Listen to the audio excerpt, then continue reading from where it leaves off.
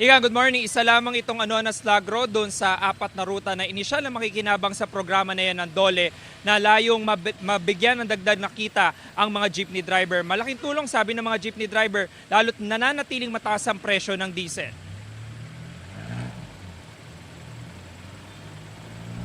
Alas 4 pa lang ng umaga pumapasada ng jeepney driver na si Glenn sa rutang na slagro.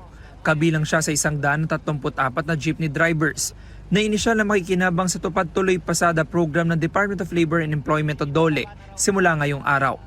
Sa ilalim ng programa, bibigyan ng 695 pesos na kita o katumbas ng minimum wage sa National Capital Region ng mga driver.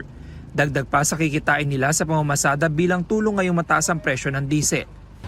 Maganda, malaking tulong sa amin yun kasi unang-una pinaka-bonus na namin yun eh. Kasi magkakaroon kami ng 695 a day habang bumabiyahe. Napapanahon nito, sabi ni Glenn, lalo pat malaki na talagang natapyas sa kanyang kita sa 15 oras sa pamamasada. Dati kumikita kami ng 1,000 hanggang 1,500, 1,600 ganyan. Ngayon nauuwi na lang namin 400, minsan 500. Makikinabang din sa programa si Joel na ilang linggo nang iniinda ang mataas na presyo ng diesel. Makatulong din sa pamilya namin. Minsan wala na eh. Yun lang asahan namin. Nagsagawa ng profiling at validation ng DOLE bago sumailalim sa orientation ng mga jeepney driver. Ang kanilang pangalan ay galing sa LTFRB. Kung wala naman sa listahan, maaaring magtungo sa pinakamalapit na opisina ng DOLE at magdala ng professional driver's license.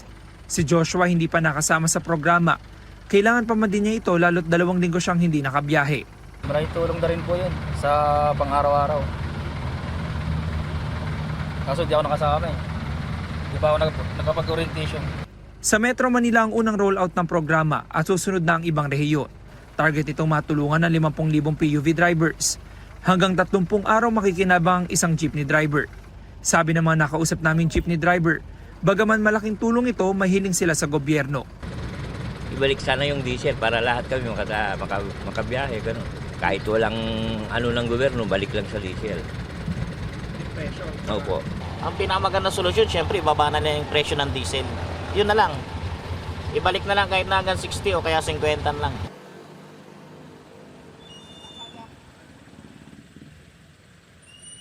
Sabi ng DOLE, una makikinabang yung mga jeepney driver pero isusunod na rin nila yung iba pa mga naapektuhan gaya ng mga truck driver na nagdi-deliver ng gulay at mga produktong agrikultural. Yan ang unang balita mula po rito sa Quezon City. James Agustin, GMA News.